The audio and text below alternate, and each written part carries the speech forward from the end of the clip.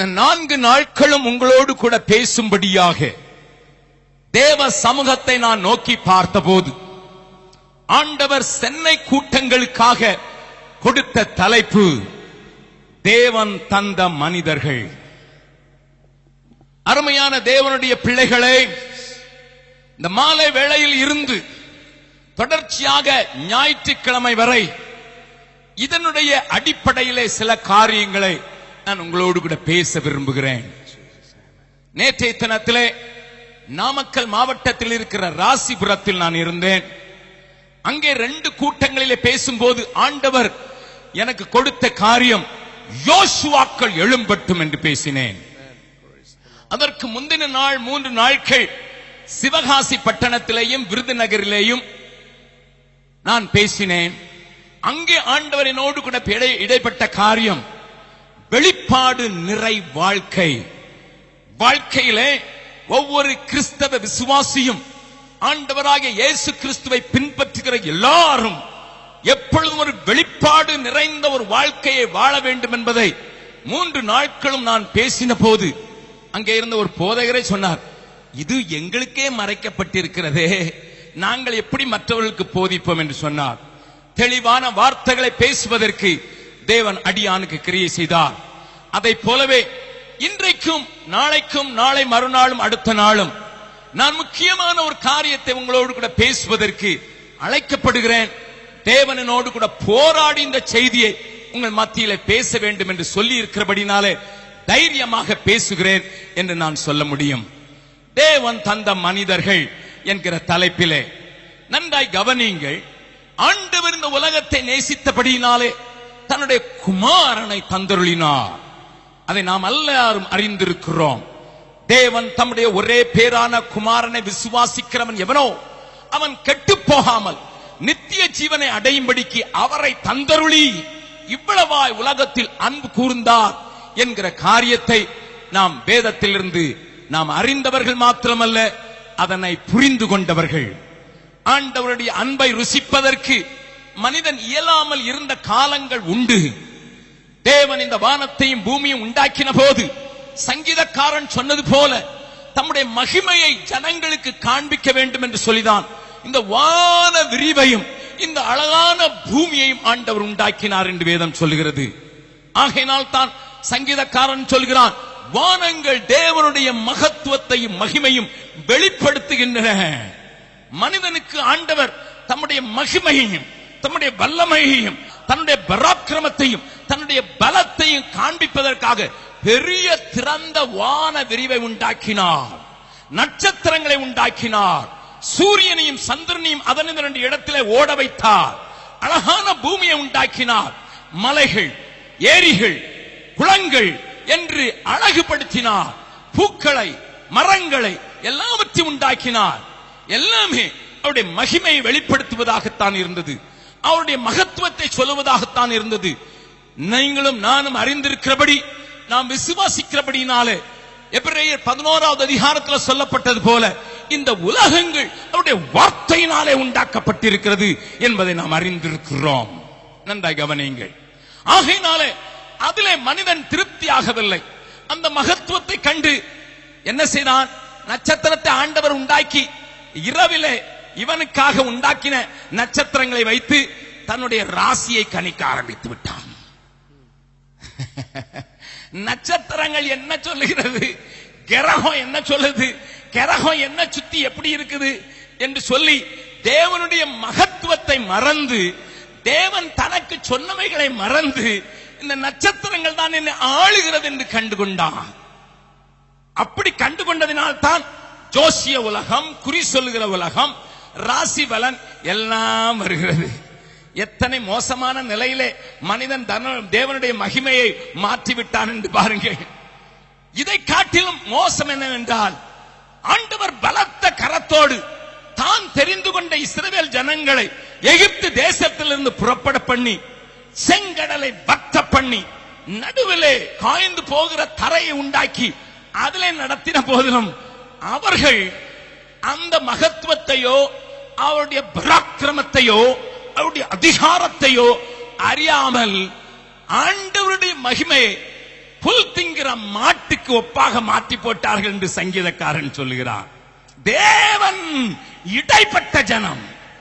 தேவன் தன்னுடைய வார்த்தைகளை கையினால எழுதி கொடுத்து 10 கட்டளைகளை இவர்களுக்கு போதித்த அந்த தேவனை சீக்கிரமாக மறந்து அவருடைய மகிமையை மாட்டுக்கு ஒப்பாக்கி விட்டார்கள். புல்லை தின்கிற மாட்டுக்கு ஒப்பாகி விட்டார்கள் என்று சங்கீதக்காரன் அங்கலாய்க்கிறான்.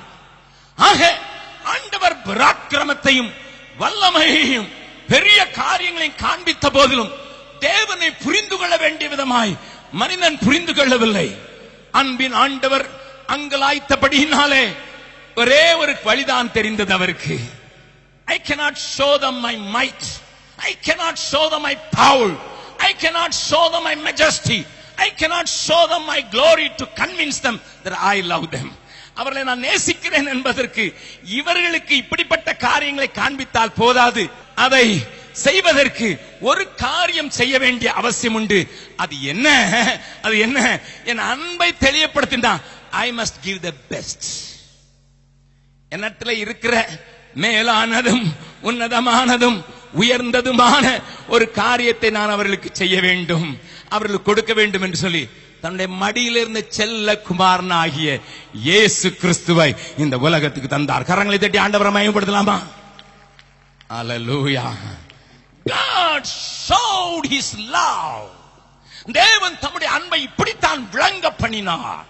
அதைத்தான் ரோமருக்கு எழுதும் போது பவுல் எழுதுகிறார், பாவிகளாக இருந்தபோது நமக்காக தன்னுடைய சொந்த குமாரனையும் பாராமல் அவரையே தந்தருளினார் என்று எழுதியிருக்கிறார். கர்த்தருடைய பரிசுத்த நாமத்துக்கு ஸ்தோத்திரம். மறுபடியும் சொல்ல விரும்புகிறேன், இன்னைக்கு ராசி பலன் பார்க்கிறவங்கள பாருங்க, என்ன நட்சத்திரத்துல பிறந்தன்னு இவனுக்கு தெரியாது. ஏன்னா யாரோ சொன்னாங்க பிறந்த போது இவன் இந்த நட்சத்திரமா பார்த்து பிறந்தான். யாரோ சொல்லி வச்சாங்க நீ இந்த நட்சத்திரத்துல பிறங்க. சரி, என்ன கிரகத்துல பிறந்தான்னு தெரியாது. உலகத்துல இருக்கிறவெல்லாம் 12 கிரகத்துல தான் பிறந்தான்னா, ஒருத்தனுக்கு கடக கிரகம், இன்னொன்னுக்கு சிம்ம ராசி, இப்படி 12 ராசியில தான் பிறந்தானா.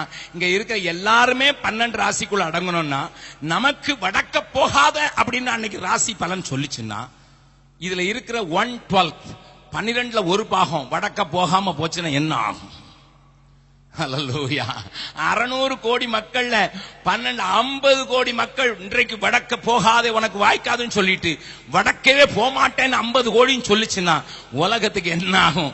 ஆனால் பெரிய பெரிய படித்த மேதைகளும் முட்டாள்களாக ஆண்டவர் இதை வைத்த நோக்கத்தை மறந்துவிட்டு என் மகிமையை காண்பிப்பதற்காக நான் இதை உண்டாக்கி வைத்திருக்கிறேன்ப்பா என்று சொல்லுகிறதை மறந்துவிட்டு அதுதான் தன்னை ஆளுகிறது என்று நினைத்து பேதையாய் போனான்.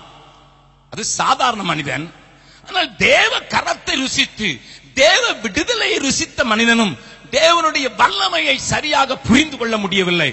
ஆகினால் தான் புல் திங்கிற மாட்டுக்கு அதை ஒப்பாக்கி போட்டார்கள்.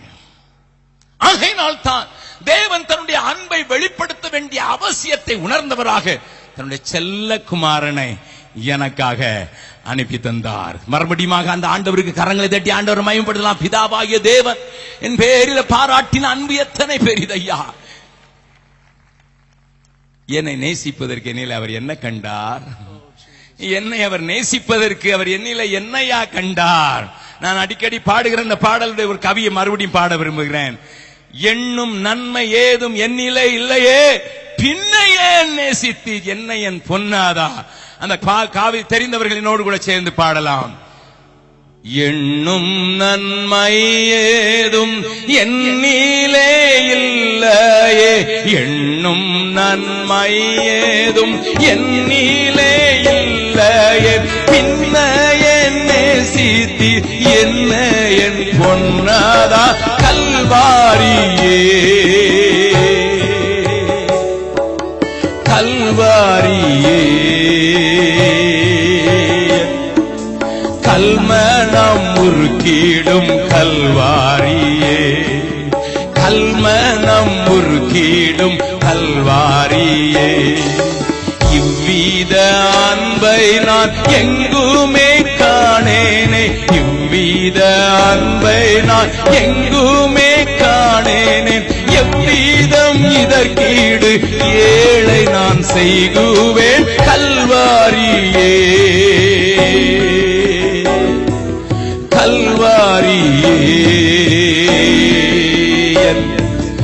கல்மனம் முறுக்கிடும் கல்வாரியே, கல்மனம் முறுக்கிடும் கல்வாரியே. இவ்வித அன்பை நான் எங்குமே காணேன். என் அம்மாவிடத்திலையும் காணவில்லை, என் அம்மாவிடத்திலையும் காணவில்லை, என்னை பெற்ற தாயிடத்திலையும் நான் காணவில்லை. எங்கள் வீட்டுக்கு ஜெபம் பண்ணுவதற்கு ஒரு ஐயா வருவார்.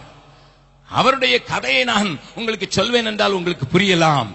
அவருக்கு பேரே நாங்கள் ஜெபம் பண்ணும் ஐயா என்றுதான் வைத்திருந்தோம். தூத்துக்குடியிலே நான் சிறு பையனா இருக்கும் போது தினந்தோறும் எங்கள் வீட்டிலே குடும்ப ஜெபத்தை நடத்துவதற்கு வருவார். அவருக்கு 2 கண்களும் கிடையாது. அவருடைய கையை பிடித்து நான் தான் அந்த மெயின் கேட்ல இருந்து வீட்டுக்கு கொண்டு வர வேண்டும். அது எனக்கு கொடுக்கப்பட்டிருந்த வேலை. ஒரு நாள் அவரை பார்த்து நான் கேட்டேன், அங்கிள் அங்கிள் உங்களுக்கு ஏன் கண்ணு இல்ல? சின்ன பையன், எனக்கு ஒண்ணும் விளங்கல.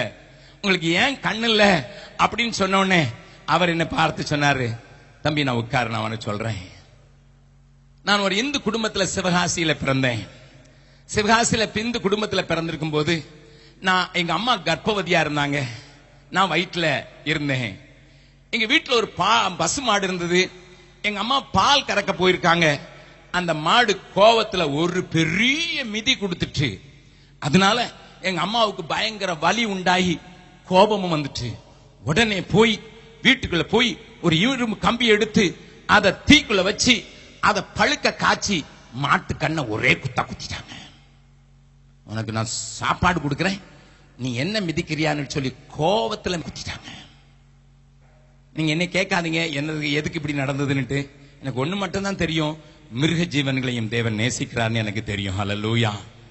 உண்டாக்கின ஆண்டவர் அவைகளையும் நேசிக்கிறார் என்பது தெரியும். நான் சில மாதங்கள் பிறந்த போது எனக்கு கண்ணே இல்லை. அவர் சொன்னது, மேல இருந்து நெத்தியில இருந்து மூக்கு வரைக்கும் ஒரே சதை அடைச்சிருந்தது. எங்க அம்மாவுக்கு சொன்னாங்க, உனக்கு ஒரு பிள்ளை பிறந்திருக்கு, கண்ணே இல்ல. எங்க அம்மா என்னை பார்க்கவே விரும்பல. கண்ணு இல்லாத பிள்ளை என்கிட்ட கொண்டே வர வேண்டான்ட்டாங்க. ஆனா அங்க இருந்த ஒரு கிறிஸ்தவ டாக்டர் என் மேல பரிதாபப்பட்டு, ஒருவேளை உள்ள கண்ணு இருக்குன்னு சொல்லி கொஞ்சம் ஆபரேட் பண்ணி பார்த்தா கண்ணு இருந்தது, ஆனா பார்வை இல்லை. அதனால என்னை பாளையங்கோட்டையில் இருக்கிற குருட்டு பள்ளிக்கூடத்துல படிக்க போட்டாங்க. நான் இன்னைக்கு கர்த்தருடைய ஊழியக்காரனா, நான் ஆண்டவருக்கு ஊழியம் செய்கிறேன். நல்ல கவனிங்க, நான் சொல்ல விரும்புகிறது ஒண்ணு. அவங்க எங்க வீட்டுல ஒரு 800 பாட்டு கொண்ட ஒரு புஸ்தகம் இருக்கும். எந்த பாட்டு நம்பர் சொன்னாலும் பாட்டை சொல்லுவாரு, பாட்டை சொன்னா நம்பர் சொல்லுவாரு. அவ்வளவு அவர் கம்ப்யூட்டர் மைண்ட். எனக்கு ரொம்ப ஆச்சரியமா இருக்கும் சின்ன வயசுல.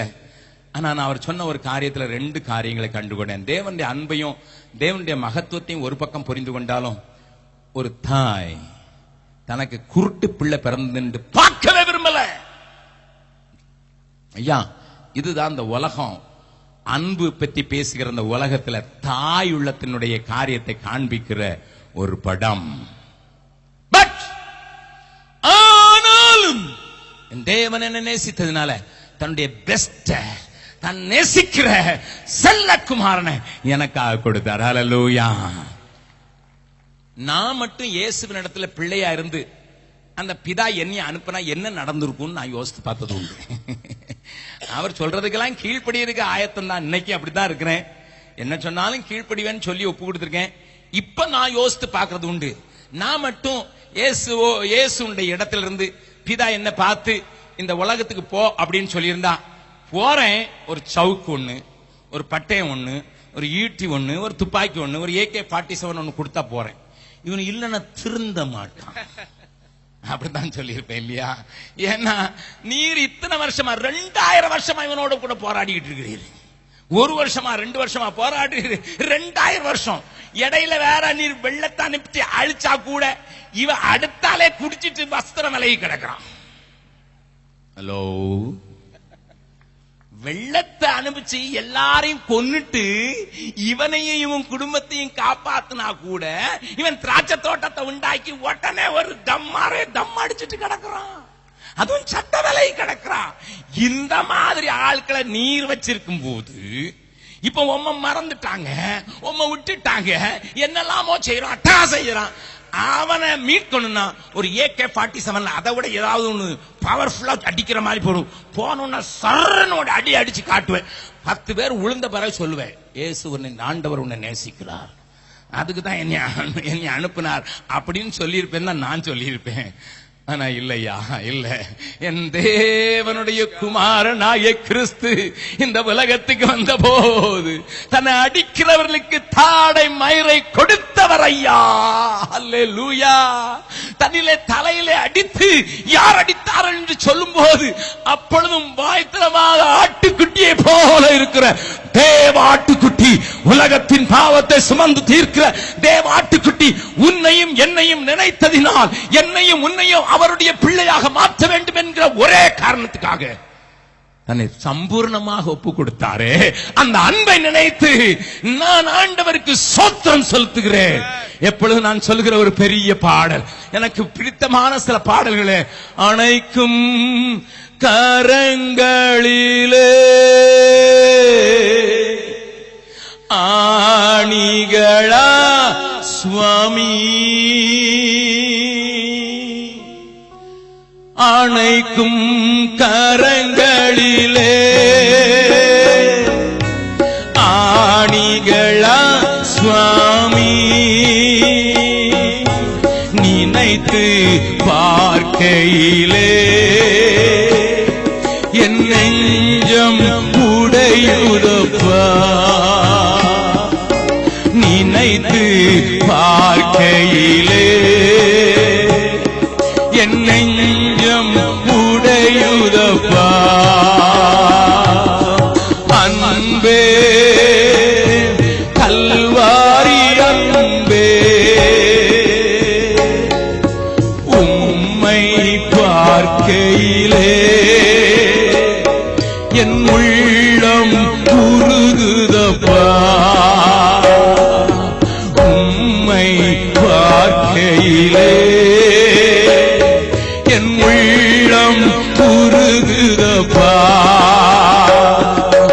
தாகம் தாகம் என்றீ எனக்காய் ஏங்கி நின்றீ, தாகம் தாகம் என்றீ எனக்காய் ஏங்கி நின்றீ, பாவங்கள் சுமந்தீ பரிகார பலியானி, எங்கள் பாவங்கள் சுமந்தீ பரிகார பலியானி. அன்பே கல்வாரி அன்பே, உம்மை பார்க்கையிலே என் உள்ளம் உடையுதப்பா. அவரும் தன்னை சம்பூர்ணமாக ஒரு சொட்டு ரத்தமும் தனக்காக வைத்துக் கொள்ளாமல் எல்லாவற்றையும் ஊற்றினது மாத்திரமல்ல, என் சத்திய வேதம் சொல்லுகிறது, பாவம் அறியாத அவர் எனக்காக பாவமானார். கரங்களை தட்டி மறுபடியும் இயேசுவுக்காக நன்றி செலுத்தலாமா? அது மாத்திரமல்ல, என் சத்திய வேதம் இன்னொன்று சொல்கிறது, என்னை நேசிக்கிற நேசத்தை காண்பிக்க பிதா அன்பு காட்டினார், குமாரனை அனுப்பி தந்தார், குமாரன் என்னை மீட்டு எடுக்க தன்னுடைய ஜீவனை ஊற்றி தந்தார். இப்ப என்னை பலப்படுத்துவதற்கு, என்னை தைரியப்படுத்துவதற்கு, என்னை பயன்படுத்துவதற்கு ஆவியானவர் எனக்கு வரங்களை தருகிறார். ஹல்லேலூயா. எல்லாரும் கரங்களை உயர்த்தி ஆண்டவர் நன்றி சொல்லலாமா? ஹல்லேலூயா. இதுல ஒரு வசனம் எனக்கு ரொம்ப ரொம்ப நேர்த்தியானது, துரோகிகளான மனுஷர் கடப்பாவி. ஹல்லேலூயா. ஐயா, வரம் யாருக்கு? பக்கத்துல கை சொல்லுங்க. துரோகியா இருந்தா கூட வரம் கொடுக்கிறார். வரம் பெற்ற ஊழியர்கள் போடும்போது நான் பக்கத்துல போடுவேன், டாக்டர் துரோகி சோன்சோ. என்ன ஆண்டவர் வரம் பெற்றதுன்னு சொல்லல, துரோகியான மனுஷருக்கு வரங்களை புரிகிறாய். எதுக்கு தெரியுமா? உன்னை பயன்படுத்தணும். என்ன பயன்படுத்தணும்? பக்கத்துல கையை குடிச்சு சொல்லுங்க, உன்னை பயன்படுத்தணுங்கிறதுக்காக. நீ எப்படி இருந்தாலும் உனக்கு வரத்தை கொடுக்கிறதுக்கு ஆவியானவர் நல்லவராயிருக்கிறார். அல்லேலூயா. அப்ப இவங்கெல்லாம் பிதா தந்தார், குமாரன் தந்தார், அவர் ஆவியானவர் தந்தார். இப்ப நான் தான் வரப்போறேன். இப்ப பிரசங்கத்துக்கு நான் ஆரம்பிக்க போறேன். இதெல்லாம் முன்னுரையான சில காரியங்கள். நன்றாக கவனிங்கள். நான் பிரசங்க பண்ண போகிற சில காரியங்களை உங்களோடு கூட பகிர்ந்து கொள்ள விரும்புகிறேன். எபேசியருக்கு எழுதின நிருபம் 4வது அதிகாரம். எபேசியருக்கு எழுதின நிருபம் 4வது அதிகாரத்தில் பவுல் சொல்கிற அழகான சில காரியங்களை நான் பார்க்க போகிறேன்.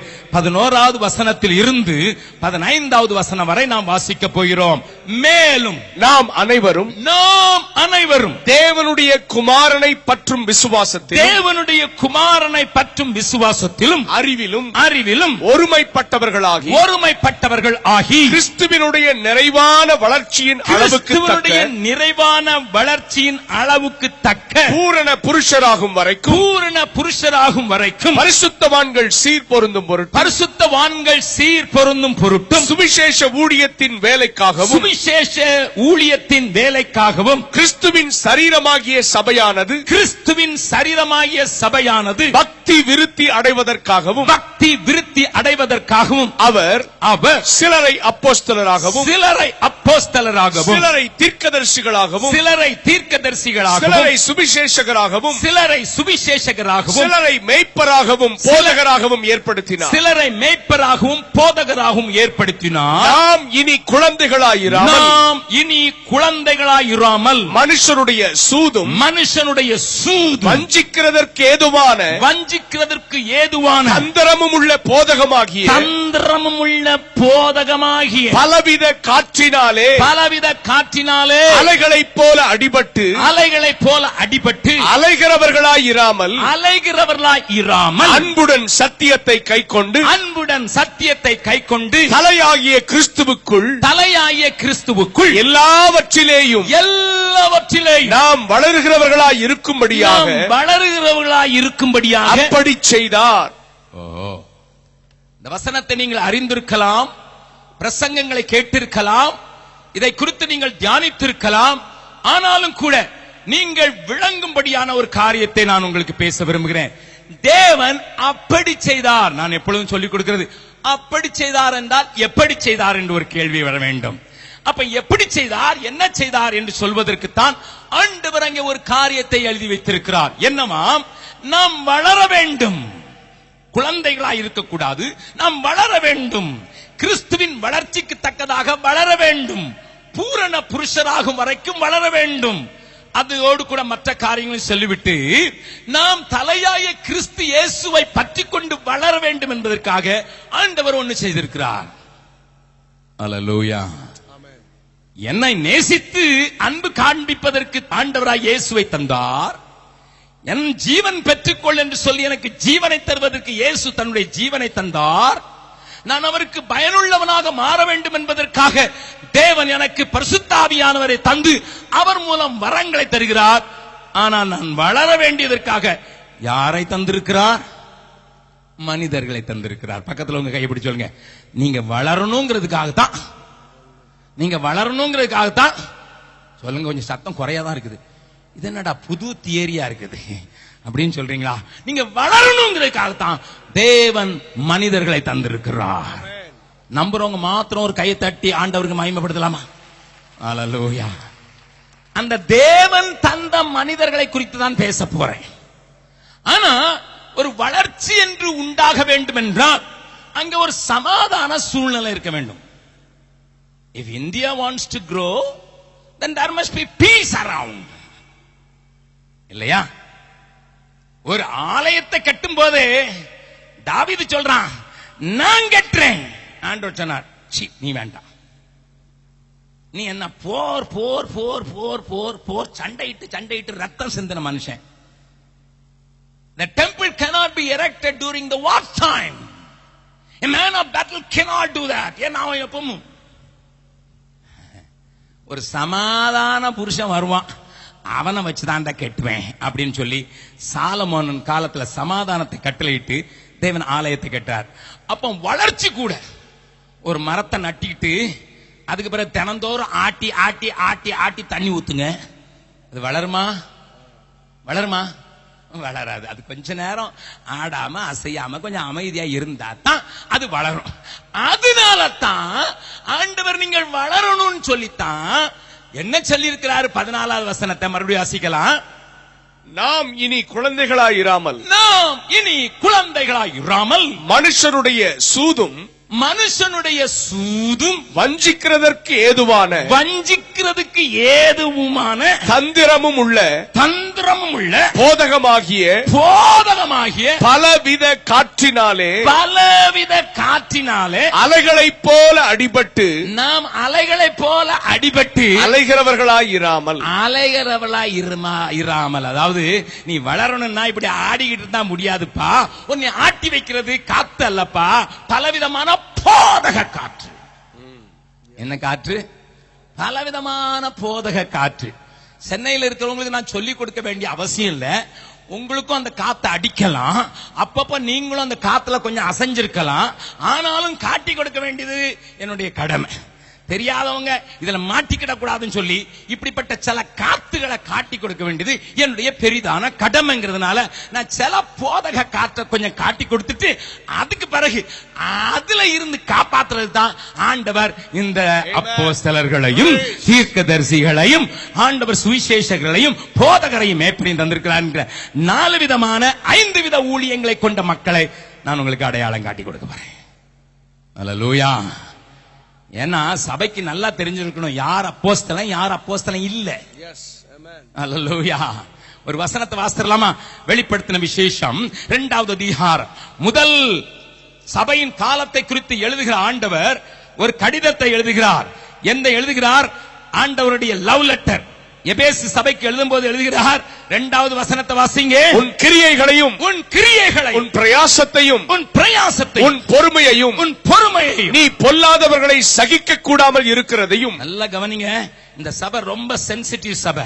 இந்த சபைக்கு நல்ல தெளிவான கண்கள் உண்டு, தெளிவான தீர்க்கமான பார்வை உண்டு.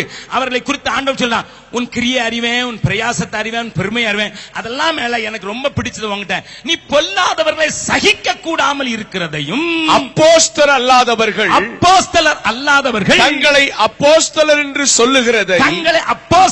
சொல்லுகிறதை நீ சோதித்து அவர்களை பொய்யர் என்று கண்டறிந்ததையும். ஆமா, அந்த சபை ரொம்ப ஸ்ட்ராங், பயங்கர ஸ்ட்ராங்.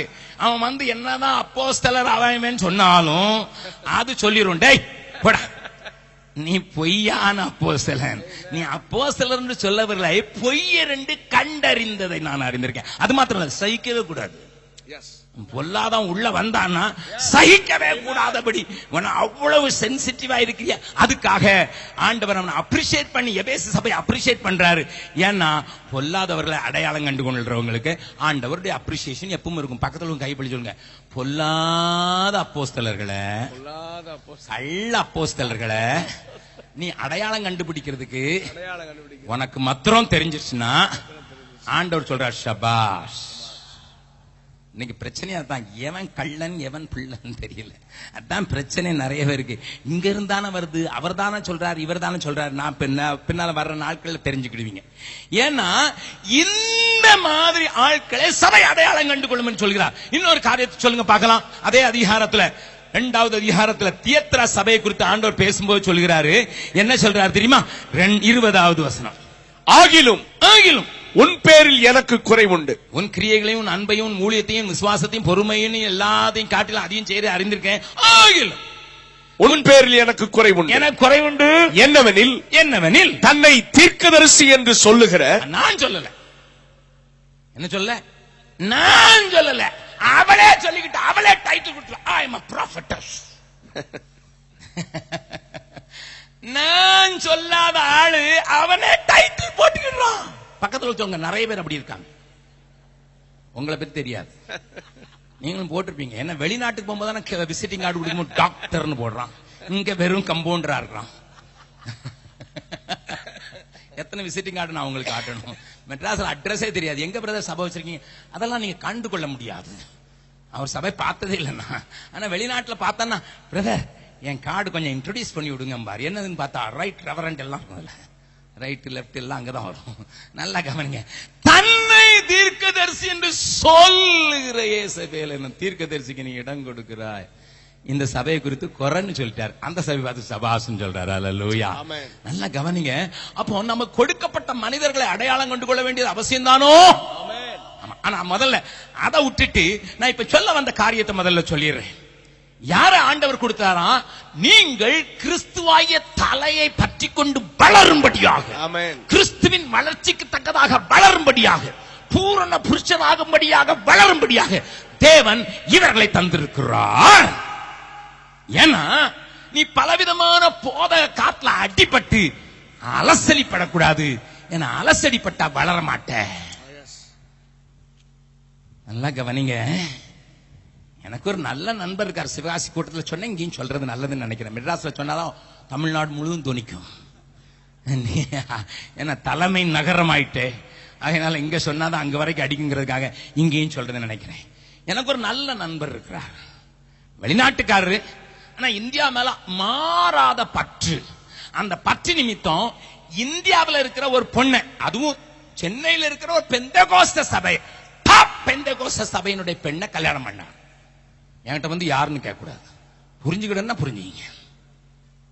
வட இந்தியால ஊழியம் செய்யறாரு, வட இந்தியால ஊழியம் செய்யறாரு. என்னைய பார்க்கும்போது சொல்றாரு, ஜெபக்குமார் நான் ஒன்னையே தான் ஃபாலோ பண்றேன், ஒன்னைய மாதிரி ஊழியம் செய்யறேன்னு சொல்லுவார். நானும் சொல்லுவேன் பிரைஸ் தி லார்ட், யாருக்காவது முன்னோடியா இருக்கிறமே அப்படிங்கிற தைரியத்தில் பிரைஸ் தி லார்ட் சொல்லுவேன். பல போராட்டங்கள் வந்தது, பல காரியங்கள் நடந்தது. அவைகள் எல்லாம் அவர் நின்று தாக்கு பிடிச்சு ஊழியம் செய்து கொண்டிருக்கிறார் பாட்டு. நான் அவருடைய ஊழியத்தை போய் நான் பார்ப்பதற்கு எனக்கு வாய்ப்பு இல்லை. ஆனா ஒண்ணு சமீபத்தில் அவர் ஒண்ணு சொன்னத அவருடைய டியர் மோஸ்ட் ஃப்ரெண்டு எனக்கு சொன்னதுனால நான் தைரியமா சொல்றேன். அவர் என்ன சொன்னாரா, பரலோகத்திலிருந்து தூதர்களுடைய சிறகுகள், அதை இறக்கைகளை நான் பொறுக்கி அதைத்தான் தலைவனையா வச்சு தூங்குறேன். ஹலோ, என்ன சிரிக்கிறீங்க? என்ன சிரிக்கிறீங்க? உங்க ஊர்ல பரலோகத்துக்கு தான் 10 நிமிஷத்துக்கு ஒருத்தன் போயிட்டு வரானே, இவர் மட்டும் போக கூடாதா? ஆனா இவர் அங்க போய் என்ன செஞ்சிருக்காரு, இங்கதான் பொறுக்குனார்னா அங்கேயும் போய் பொறுக்கி இருக்கிறார். அங்க பொறுக்குனது செல்ல நல்ல பொருளா பொறுக்கிட்டு வந்துடக்கூடாதா? தூதன் அப்படியே பறக்கும் போது அந்த செட்டையில இருந்து இறகா விழுந்துச்சான், அதெல்லாம் பொறுக்கிட்டு வந்து தலையணை வச்சு அதுல தூங்குறேன்னு சொல்றாரு. பக்கத்துல உங்க கையை பிடிச்சு கேளுங்க, நம்புறீங்களா? நீங்க நம்புறதுனால தான் அவர் சொல்றாரு. அவர் டிவி வேற வச்சு சொல்றாரு நிறைய பேர். அவர் சொல்லல, ஆனா அவர் நிறைய பேர் டிவி வச்சு வேற கதாடிக்கிறான். நல்ல கவனிங்க, நல்ல கவனிங்க. யா தமிழ்நாட்டு ஜனங்கள் பேதைகள் என்று அறிந்ததுனால இவங்க என்ன வேணாலும் சொல்றாங்க, என்ன வேணாலும் சொல்றேன். நான் சொல்றதை நல்லா கவனிங்க. எனக்கு ப்ரூஃப் இருக்கிறதுனால தைரியமா சொல்றேன். இதை சொல்ல வேண்டிய அவசியம் உண்டானதுனால தமிழ்நாடு மக்கள் சீரழிய கூடாதுங்கிறதுக்காக சொல்றேன். இவர் போய் அங்க என்னதான் இறகில இருக்கிற அந்த ரெக்கைகள் எல்லாம் புடுங்கி அதை தலைவனை வச்சு இவர் தூங்குறாரு. அதனால இவருக்கு அழகழகான சொப்பனமா வருதான். ஹலோ, லிசன், நன்றாய் கவனியுங்கள். தேவதூதனுக்கு 6 இறக்கைகள் இருக்கிறதுன்னு சொன்னாலும் கோழி ரெக்கை இல்ல. ஆண்டவர் பரலோகத்துல கோழி வளர்க்கிறான்னா நான் போக மாட்டேன், நிச்சயமா சொல்றேன், போக மாட்டேன். ஏன்னா இங்கேதான் நிறைய கோழி இருக்குது, இங்க திரும்புற பக்கம்லாம் கோழி தானே. அதுவும் நான் சொன்னேன், என்கிட்ட இதை சொன்ன உடனே அந்த நண்பருக்கு நான் சொன்னேன், பொறுக்குனதே பொறுக்குனாலும் முட்டை எடுத்துட்டு வந்துதான் பிரயோஜனம். தேவதூதன் போட்ட முட்டைன்னு சொன்னாலும் நான் அது மேல அடவு காந்து 2 தேவதூதனை அது பொறிச்சிருப்பேனப்பா. இருந்திருந்து பொறுக்கிறதே பொறுக்கிறேன், இறக்கைய போய் பொறுக்கிட்டு வந்திருக்கேன். என்ன கேவலமாக்கிட்டாங்க பாருங்க. ஆண்டவருடைய வார்த்தை அறியாத ஜனங்களை முட்டாளாக்குவதற்கு, தாங்கள் பெரிய ஆவிக்குரிய உன்னத அனுபவங்களில் இருக்கிறவர்கள் என்பதை காண்பிப்பதற்கு போடுகிற மேஜிக். லிசன், எங்க போனான்னு எனக்கு தெரியாது. நான் நல்லா மதிச்சுக்கிட்டு இருந்தேன். இதை கேட்டதுல இருந்து நல்ல வேலைக்கு நம்மளை ஃபாலோ பண்றேன்னு சொன்னவர் இவர் நம்ம ஃபாலோ பண்ணாத வரைக்கும் நல்லது. நான் எங்கேயும் ஒரு நாளும் பரலோகத்துக்கு போகல. போற அன்னைக்கு ஒரேடியா போயிருவேன், இங்க வர மாட்டேன். அங்க போன பிறகு இங்க என்ன வேலை, போயிட்டு இங்க என்ன வர்றது? அங்க போனா பரலோகமே என் சொந்தமே என்று காண்பேன், அங்கே உட்கார்ந்துருவான். அல்லேலூயா. நல்ல கவனிங்க. இப்போ இதை கேட்ட ஜனங்களுக்குள்ள என்ன நிலைமை இருக்கும்? எப்படியாவது இந்த ஆளை கடத்தி கொண்டு போய் இந்த தலைவனை எடுத்து அதுலயும் நம்ம கொஞ்சம் தூங்கணும்னு இருந்தாலும் என்ன இருக்கும்? இதனால யாருக்கு பக்தி விருத்தி உண்டாச்சு? இதனால யார் கிறிஸ்துவின் சாயலா மாறையும்? கோழி சாயலா தான் மாறுவான். ஏன்னா அதுக்கு தான் சிறகு இருக்குது. தேவையில்லாத காரியங்களை பேசி ஜனங்களை அலைகளை போல அலசடிப்படி வைக்கிற பொல்லாத போதகங்கள். லிசன். இன்னொருத்தர் அடுத்த மேதை உங்க ஊர்ல தான் இருக்காங்க. உங்க ஊர்ல இருக்கவங்க தான் சொல்றேன். ஹலோ, இவர் தாம் பத்திரிகையில் எழுதியிருக்காரு. நவம்பர் மாச பத்திரிகையில் எழுதியிருக்கிறார். என்ன எழுதியிருக்காரு தெரியுமா? இவர் பிரசங்கம் பண்ண கூட்டத்தில் மேல இருந்து இயேசு கிறிஸ்துவின் ரத்தம் ஒரு சொட்டு டப்புன்னு விழுந்தான். விழுந்த உடனே எல்லாரும் மேலையும் தெரிச்சுதான். எல்லாரும் சட்டையும் ரத்த காரையாயிடுச்சான். இவர் கையும் பிசு பிசுன்னு இருந்துதான். என்ன ரத்தம் அவ்வளவு எல்லாரும் மேலையும் விழுந்துச்சான். 20 நிமிஷம் சட்டையெல்லாம் ரத்தமா இருந்தா. இவர் பார்த்துக்கிட்டே இருந்தாராம். 20 நிமிஷத்துக்கு பிறகு ரத்தம் மறைஞ்சு போச்சான். இயேசுவ மேல ரத்தத்தை கொட்டுறாரு அப்படின்னு அவர் சொல்றாரு. ஹலோ, உங்க தமிழ்நாட்டில் இருந்து வர்ற பத்திரிகை படிச்சு சொல்றேன். தீர்க்க தரிசனங்கள் என்கிற பேரில் தாங்கள் ஆவிக்குரிய உன்னத நிலைமைக்கு போய்விட்டோம் என்று மக்களுக்கு காண்பிப்பதற்காக இவர்கள் இப்படிப்பட்ட காரியத்தை அவர் அதுக்கு விளக்கம் வேற எழுதியிருக்கிறார். என்ன எழுதியிருக்கிறார் தெரியுமா? யோவேல் தீர்க்கதரிசியின் 2வது அதிகாரத்துல, அப்போஸ்தலர் நடபடிகள் 2வது அதிகாரத்துல ஆண்டவர் கடைசி நாட்கள்ல உங்களே அதிசயங்களை காண பண்ணுவேன்னு சொல்லியிருக்காரு. மாம்சமான யாவர் மேலும் என் ஆவியை ஊத்துவேன்னு சொன்னும் போது வானத்துல ரத்தம், சொல்லுங்க, அக்னி, புகை, இந்த 3ஐயும் காத்துவன் சொன்னாரு. அதனால்தான் இப்ப கடைசி நாள்ல இருக்கும். கடைசி நாள்ல எங்க கூட்டத்துல தான் ரத்தம் தெளிக்குது. நல்ல கவனிங்க.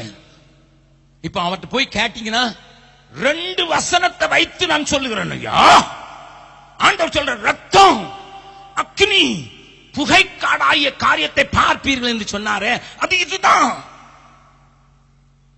இதையும் நம்பி அல்லேலியா போடுறதுக்கு ஒரு கூட்டம் உண்டு. அங்க ரத்தம் சொல்கிறது போரினாலே உண்டாகிற ரத்தம் ஆறு இந்த பூமியில உண்டாக போறதை தேவன் சொல்லுகிறார். அக்னியினால் உண்டாகிற ஒரு பெரிய அழிவை சொல்லுகிறார்.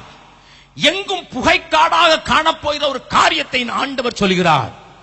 அதற்கு ஆவிக்குரிய அர்த்தம் கற்பித்து தங்களை கேட்கிறவர்களை முட்டாளாக்கி இந்த போதக அலையிலே திருப்புகிற ஒரு கூட்ட ஜனத்திற்கு அல்லது ஊழியங்களுக்கு எச்சரிக்காய். நல்லா கவனிங்கம்மா. இப்போ முதல்ல சொன்னவராது எங்க இறகு பொறுக்கணும்னு சொல்லல, எப்படி வந்ததுன்னு சொல்லல. இவர் இப்ப வசனத்தோட சொல்றாரு. அதனால ஏற்றுக்கொள்வோன்னு உங்களுக்கும் கொஞ்சம் அந்த கூட்டத்துக்கு போய் தான் பார்க்கலாம. நம்ம மேல ரத்தம் தெரிக்குது. ஆட்டு கடைக்கு போ, வெட்டும் போது உன் மேல சீட்டு நடிக்கும். கோழி கிடைக்காது போ.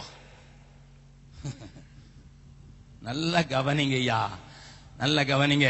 என் வேதம் சொல்லுகிறது, அவரை இனி ஒருபோதும் மாம்சத்தில் அறிய மாட்டோம். மாம்சத்தை தான் ரத்தமும் உண்டு. அந்த ரத்தம் இப்ப அவர் தான் மாம்சத்தின்படி அறியோம் என்று எழுதியிருக்கிறாரே பவுல். எங்க வந்தது? ஏன்னா வசனம் தெரியாத ஆட்களை முட்டாளாக்க முடியும். தேவஜனமே, இந்த பொல்லாத காற்றுகள் அடிக்கிற இந்த பொல்லாத காலத்துல நீ அசைந்து கொண்டே இருப்பாய் என்றால், அதற்கு ஒப்புக் கொடுப்பாய் என்றால் நீ வளர முடியாது கிறிஸ்துவின் நிறைவான வளர்ச்சிக்கு. ஏனென்றால் என் ஆண்டவர் வருகிற காலம் கரை திரை பிழையில்லாத சபையை தனக்கு முன்பாக நிறுத்துவதற்கு ஆண்டவர் வேகம் கொள்ளுகிற இந்த நேரத்தில் பரிசுத்தத்தை பேசாமல், பாவத்தை கண்டித்து உணர்த்தாமல், இப்படி அடையாளங்களையும் அற்புதங்களையும் சொல்லி ஜனங்களை ஏமாற்ற வைத்துக் கொண்டிருக்கிற ஒரு பொல்லாத நாட்கள். அதனால தான் சொல்றேன், மனுஷருக்கு சூதும் வஞ்சகமும் தந்திரத்துக்கு ஏதுவான போதகத்தை போதித்து உன்னை அலையை போல அலசடி பண்ண வைக்கிறவர்களிடத்திலிருந்து உன்னை காப்பாற்றும்படி தேவன் இந்த அப்போஸ்தலர்களையும் தீர்க்கதரிசிகளையும் சுவிசேஷகர்களையும் போதகர்களையும் மேய்ப்பர்களையும் உனக்கு தந்திருக்கிறார்.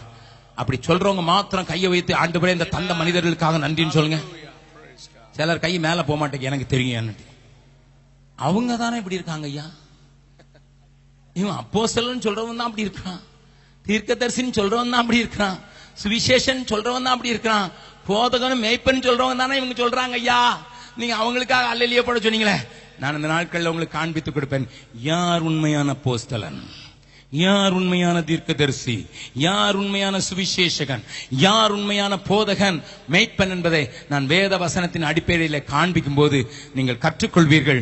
உங்கள் கண்களிலே கலிக்கம் ஆண்டவர் போட்டு அதை திறந்து காக்கும் போது நீங்கள் ஒரு மகிமையுள்ள சபையாக வளர்வதற்கும் பூரண புருஷராக வளர்வதற்கும் அது ஏதுவாயிருக்கும். இன்னொருத்தர், முதல் ஆளு பிதாவாகிய தேவனை சுற்றி இருக்கிற தேவதூதரிடத்திலிருந்து ரெக்க விழுந்ததுன்னு சொன்னாரு. இரண்டாவது ஆளு இயேசு கிறிஸ்துவின் ரத்தம் எல்லார் சட்டையிலையும் காணப்பட்டது என்று சொன்னாரு. மூணாவது ஆளு அவர் அடுத்த மூணாவது திருத்துவத்தை ஏன் விடணும்னு பார்த்து அவர் பரிசுத்த ஆவியானவர் ஒரு ஜோக் அடிச்சிருக்கார். அவரையும் உங்க ஊர்ல தீர்க்கதரிசி தான் சொல்றீங்க. நீங்க சொல்றீங்களோ இல்லையோ அவர் போட்டுக்கிறார். அவர் ஒரு கல்யாண வீட்டுல பேசினார். எனக்கு தெரிந்த நல்ல நண்பருடைய மகனுடைய கல்யாணத்துல அவர் பேசினார். என்ன பேசினார் தெரியுமா? அவர் கல்யாணத்துல பொண்ணு மாப்பிளைக்கு அறிவுரை சொல்றாரா, எங்க குடும்பம் எப்படி நடக்குதுன்னு சொல்றதுக்காக அவர் சொன்னது. நல்லா கவனிங்க. என்ன சொன்னார் தெரியுமா? என் பெஞ்சாதி டாய்லெட்ல இருந்து சிரிச்சா. நான் வெளியே வந்தோன்னு கேட்டேன், என்னடி உள்ள அவ்வளவு சிரிப்பு அப்படின்னு கேட்டேன். அப்ப என் மனைவி சொன்னா, ஆவியானவர் ஜோக் அடிச்சாரு.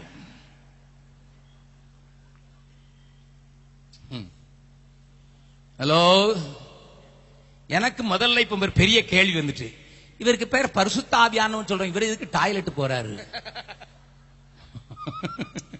இவருக்கு வேற இடமே கிடைக்கலையா? இவர் டாய்லெட்டுக்குள்ள போய் தான் ஜோக் அடிக்கிறார்.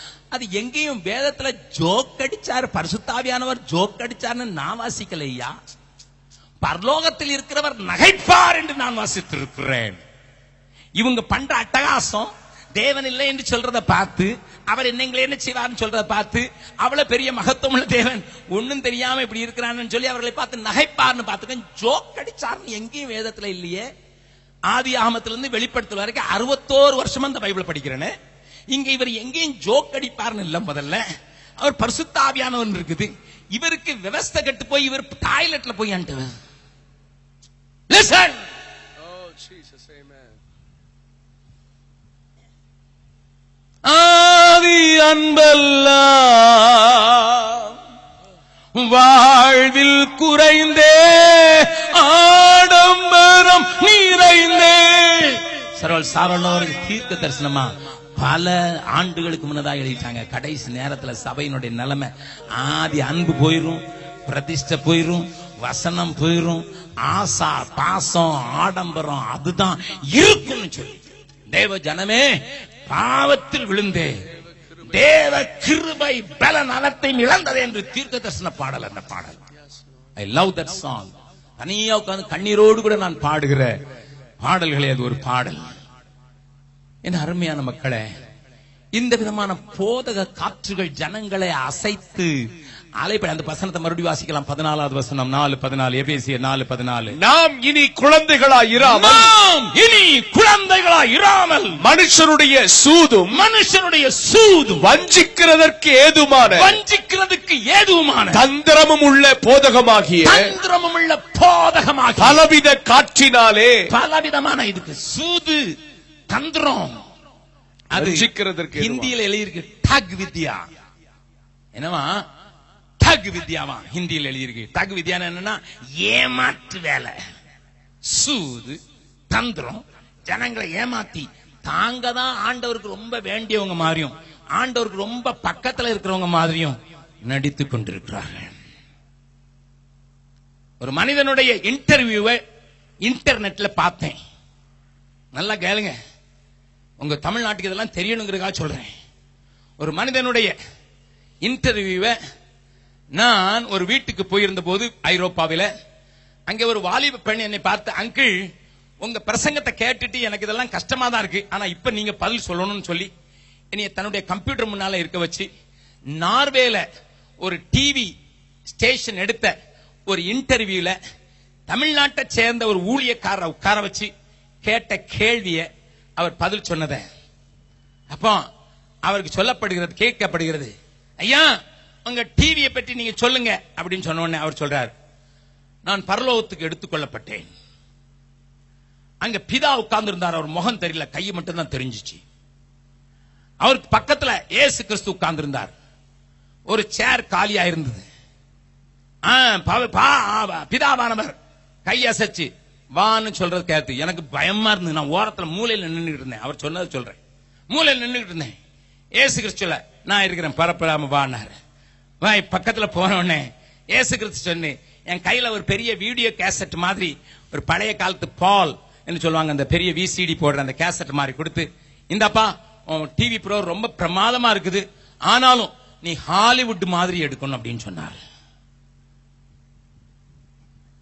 இப்ப என்னை கூட்டி போன தங்கச்சி கேட்டா, அங்கிள் அங்கிள் நீங்க தானே சொல்றீங்க ஹாலிவுட் பாலிவுட் கோலிவுட் எல்லாம் கொஞ்சம் ஜாக்கிரதையா இருந்துட்டு, இவரு பெரிய தேவ மனுஷனுக்கே இயேசு கிறிஸ்து சொல்லியிருக்கிறார் ஹாலிவுட் மாதிரி எடுனா, நான் ஹாலிவுட் மாதிரி டிரெஸ் போடுறதுல என்ன அங்கிள் தப்பு?